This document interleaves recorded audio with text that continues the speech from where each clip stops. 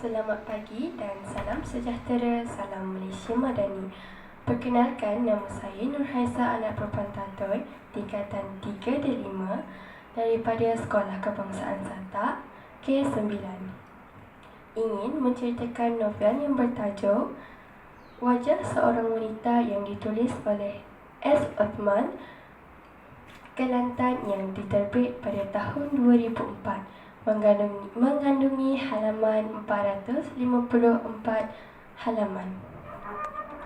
Novel ini menguparkan ketabahan hati seorang wanita daripada sebuah keluarga ternama di Kelantan yang bersifat gigih, sabar, setia, jujur dan tawakal.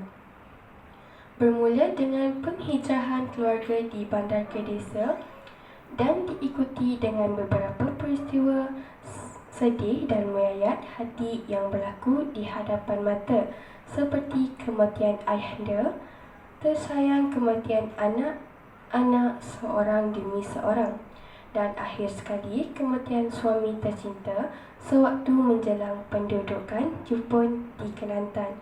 Sudah cukup membuat Siti Musalmah seorang yang matang dan tabah menghadapi segala dugaan yang melanda hidupnya.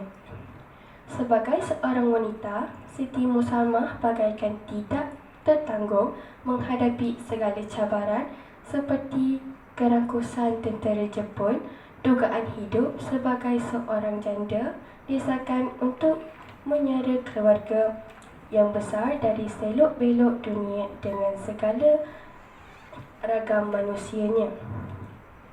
Akan tetapi, sebagai wanita solehah, Siti Musalmah telah menyerahkan seluruh kehidupannya untuk berbakti kepada keluarga dan anggota masyarakat yang mengenalinya.